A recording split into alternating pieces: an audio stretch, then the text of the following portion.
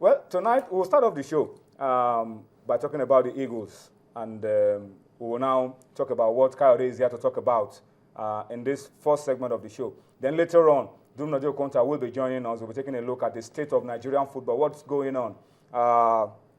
On this show yesterday, we brought you the latest letter from FIFA. And are people complying, or is there still insistence on doing it the way it's been done before? We will find out about it as we go along on Sports Tonight. And hopefully, we should be getting the Chairman House Committee on Sports, Godfrey Gaya, on to Sports Tonight today. It was here, it was on the show this morning, on Sports this morning. But then between Sports this morning and now, a lot has happened. And we want to get quick update from Godfrey Gaya. We'll try to get him on the show if we can on Sports Tonight today as well. And of course, don't forget it's a Thursday.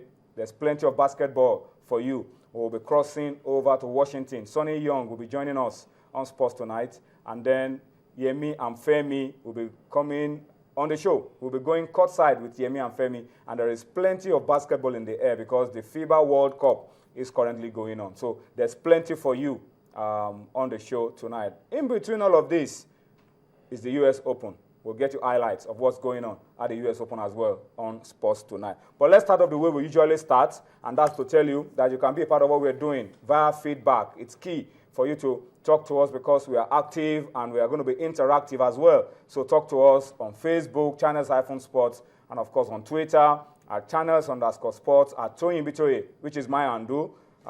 They are all there for you. So tweet us at those handles. We'll read your comments real time on the show as we go along. We'd like to hear from you, and we want you to speak to us. And then, last night, remember, a very good friend of ours on Twitter said we've forgotten what we always do when the Eagles have a crucial assignment ahead of them, that we always launch our hashtags to support the Eagles and to make sure that the opponents are beaten even before they get onto the football pitch. So we are starting it again today. Looks a little behind schedule, but it is never too late to do what is good, to do what you feel can help the Eagles to soar. And that's why it's back on.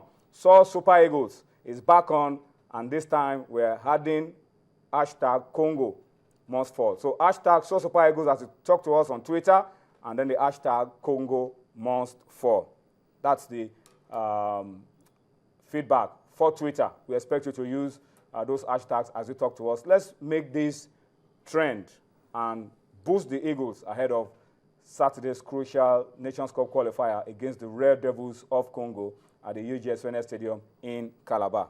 All right, let's come back. Today, what's the story? You said there's news from Congo. Oh, yeah. I have the first news for you, and the first story is that the Congolese, we were talking about hide and seek yesterday.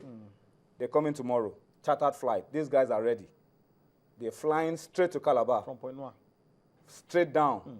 They're ready. They know what is at stake for the Eagles. So no more hide and seek. These guys are flying in via chartered flight tomorrow morning. This was after the Nigerian Football Federation or Nigerian Football Association had reported them, the Congolese Football Federation, to CAF, that they had been playing hide and seek, that they had not given them the itinerary, they had not given them the list of officials and players that were supposed to be coming, so that they could not prepare fast-track visas for them, for those who didn't have visas. So it was always going to be a difficult position for the Nigerian Football Association, who are ordinarily the hosts for this particular match, to attend to them as is normal and as is stipulated by CAF guidelines. And it was only after this particular complaint was made to CAF that we heard that they were going to fly straight from Brazzaville to Calabar with a chartered flight. But be that as it may, they do have some problems within the Congolese camp.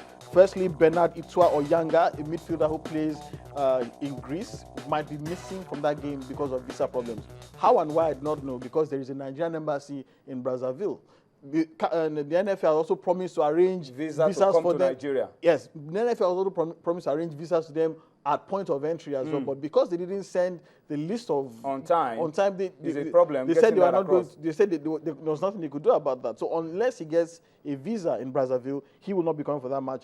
Jordan Masengo, another midfielder who plays for Mons in the Belgian league, will also be unavailable. This was because they did not send his invitation letter on time. Remember, there was a problem between Congo and Rwanda over the who is true, who is not. So the Congolese did not preempt that situation and send his invitation letter to Mons. Mons claimed that no, the deadline was too late and they will definitely not be releasing him. And also Captain Delvin Ndinga, who is a defender, picked up a knock while playing for Olympiacos in the Greek league against Panathinaikos, and he will also be present for that game. So 3 key players missing from the original list that was already called up by Coach Claude Leroy, decimating their team somewhat. But if I know anything of Congo, dangerous opposition. Remember, they're also African champions, former African champions. They won this competition 42 years ago in Cameroon when it was hosted in Cameroon. They've always been a decent side.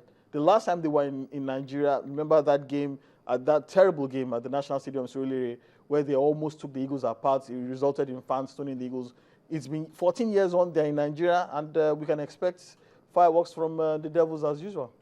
All right, you've spoken a lot about the Red Devils. Let's talk about the Eagles now. The story that's coming out from the camp of the Eagles is that Emmanuel Emenike, Osagona, the home-based lad, and the new goalkeeper that has joined up now, Christian Obiozo, are in top shape and they're dazzling in training. Well, that is always particularly heartwarming when you hear that players are particularly fired up ahead of a particularly crucial match. Emmanuel Emenike, there's nothing else I'm going to add to Emenike.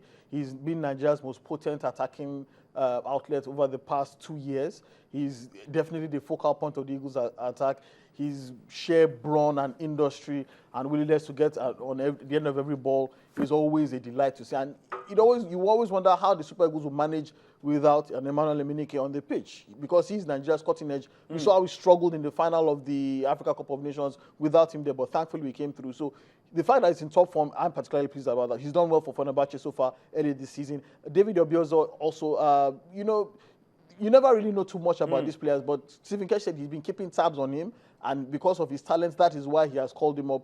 Nobody knows why Keshi calls up a goalkeeper. It might be because of his reflexes, maybe he's a sweeper keeper, maybe he brings something different to the table that nobody has seen before, and we would like to trust the judgment of the big boss at this point in time. The third player who you also mentioned, I mean, he's one of the top goal scorers in the Premier League.